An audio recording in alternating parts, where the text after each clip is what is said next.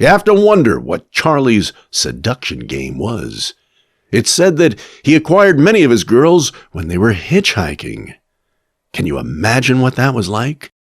Charlie rolling along in a rusting shitbox 1961 Rambler American. It's late afternoon on some dusty two-lane blacktop in the desert north of Los Angeles, maybe a little spur off Highway 14 up around the Antelope Valley. The sunlight is still golden and warm, but already there's a slight chill in the air, as there always is at day's end in the desert.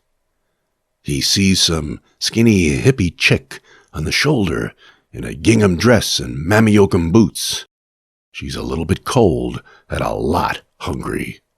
She's got her thumb out and an unmistakable aura about her that says, "Somebody, anybody, please, lead me." You can always spot these types. They are cult fodder. Charlie slows down for a look. "Hey there, foxy lady. Need a ride?" Hello. "Are you wondering who I am, darling? Well, I'm the nicest homicidal dwarf with bad teeth and gonorrhea you'll ever meet. But that still puts me several notches above your daddy, don't it?"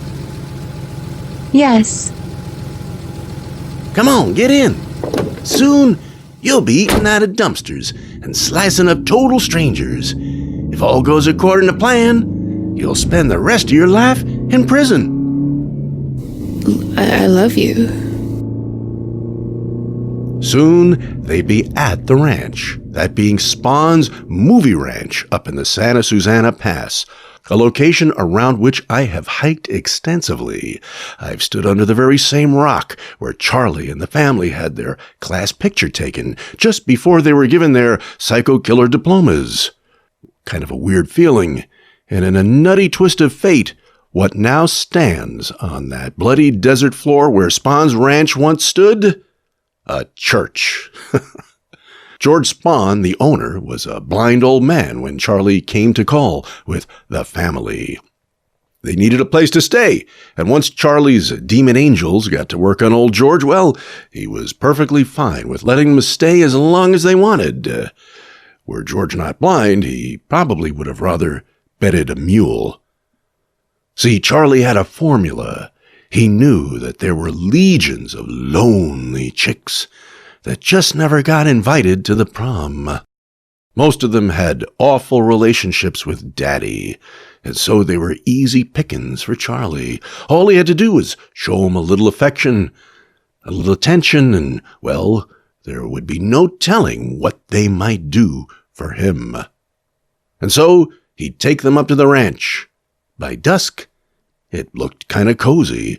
It was, after all, a Western movie set. They'd build a big campfire and huddle close around it under Indian blankets.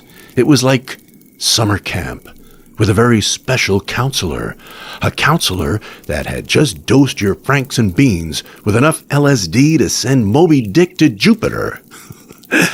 In the evenings, a desert wind would always kick up, and if you looked up at the sky, you'd see more stars than ever lived in Hollywood. And stars mattered, because Charlie, your special camp counselor, was gonna be a star, a long-haired, denim-jeaned, buckskin shirt guitar strumming, song singing, magic music man. Pretty girl, pretty girl.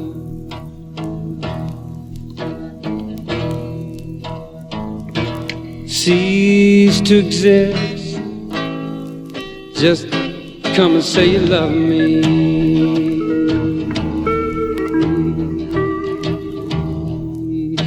Give up your world. Come on, you can't be. I'm your... More than anything, Charlie wanted to be a rock star, and eventually he would be, but in a league of his own. Over the years, there have been countless theories about why Manson orchestrated what the press always termed, quote, senseless murders, unquote. Many say they were drug deals gone bad. Then there was the most commonly accepted theory that Crazy Charlie was trying to ignite a race war.